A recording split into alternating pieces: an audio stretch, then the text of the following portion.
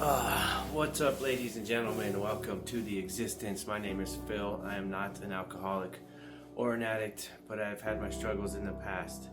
Today is February 10th. It's like 4:50, I think, in the morning. If you're not already subscribed, please don't forget to subscribe. Your support would help the channel more than you know. I know I haven't been as consistent as I've been wanting to be, but I think that's kind of the subject I wanted to talk about this morning was change. And I feel like in life, change is kind of inevitable. Things are going to happen in our lives that are going to change our lives and that we have to be ready for, in the sense that we mentally are aware of the fact that things will change and that we have to adapt to certain situations, or a lot of times make sacrifices and compromises in order to grow.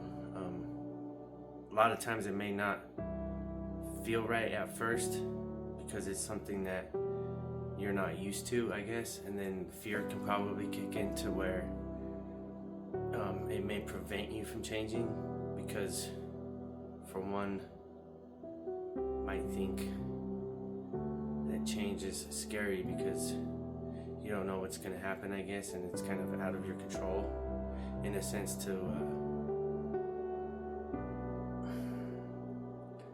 in the sense that it's not something that you want to do, but if it's something that you feel like needs to be done in order to grow and you're trying to work on that growth process, I guess it just boils down to how bad you want things to change in your life, or if you want them to change at all, or if you even recognize the fact that maybe you need to change things in your life. But I know I've changed a lot, and I know I was always fucking scared and afraid of change, and didn't want to stop doing certain things in my life, or thinking that cutting off an infected limb might actually save my life, you know. Metaphorically speaking, I'm not talking like for real. It's just sometimes you have to kill a part of yourself in order to give birth to a new side of yourself. So I guess with that being said, just going through a lot of changes in my life, good changes. It can be kind of stressful at times. It can kind of be scary at times. But the ultimate thought in my head and the ultimate belief that I have is that something's right about this situation. So I want to keep going with it. I want to try to keep progressing. My body is starting to heal too as well. So I'm just still trying to focus on taking it slower.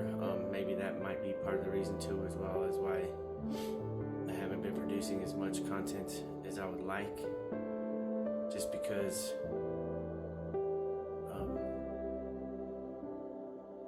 just not really sure which direction to take this anymore. So I'm just going to try to solely focus on kind of making these talk videos and possibly just some more like motivational fitness stuff. I don't know how often I'll go live. I might try to do live stuff at work, or some of my live cooking videos, but that might be about it for now.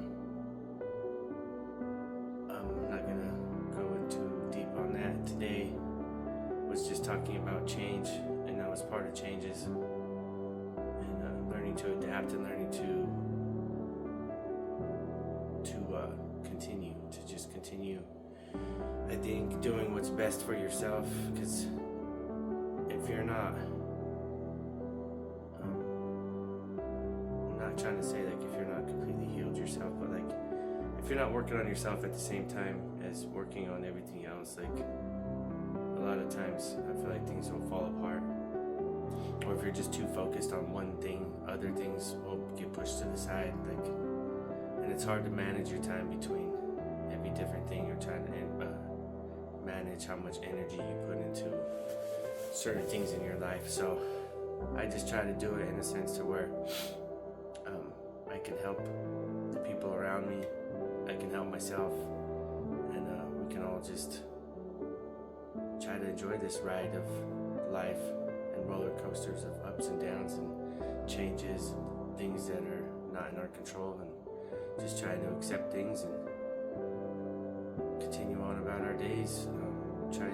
Trying not to be so mentally enslaved anymore. I think things are gonna get wild still. I haven't really been keeping up on what's going on with this new administration and stuff. I haven't really been scrolling at all. I don't really get on social media too often lately, kind of ever since I started making these videos, because after a while at the beginning of all that, it was like political shit, and I was just getting kind of fed up of seeing everything, and I figured I'd concentrate more on making videos rather than watching everything. But I still do scroll from time to time, but it kind of just gets on my nerves. It gets annoying and it gets frustrating because I feel like it's another addiction that I get lost in sometimes, or used to, or I'd have to like literally snap out of it and be like, wow bro, you've been fucking scrolling for 4 hours, like put the fucking phone down, do something with your life.